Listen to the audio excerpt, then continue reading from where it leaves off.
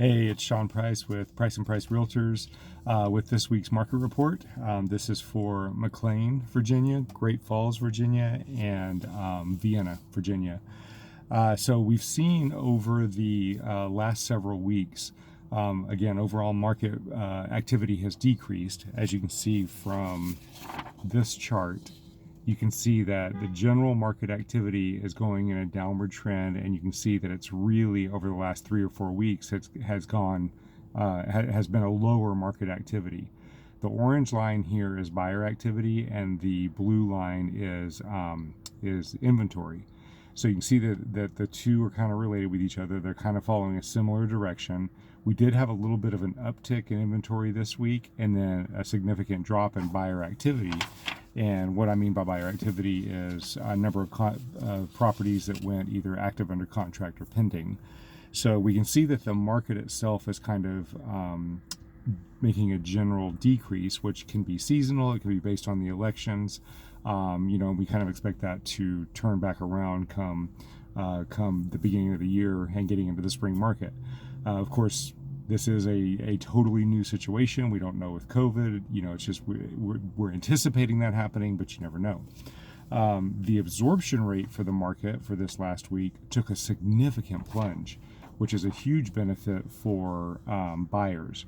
So the absorption rate, you can see the orange line, that's 100%. And what 100% absorption means is if 100% or 100 markets came, or if 100 properties came onto the market, that means that 100 properties went under contract. So it's pretty even Steven.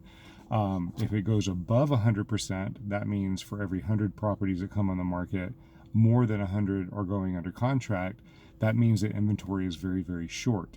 If it's under 100%, then that's more favorable to buyers, because that means that there's some inventory there, and they may have less competition and have the opportunity to get into a property for not having to have multiple bids. So what happened with the absorption rate is we saw over the last 3 weeks, you can see it was going up and up and up, which means even though the market was slowing, seller activity was slowing more than buyer activity. So it was still highly competitive, and properties were going very, very quickly.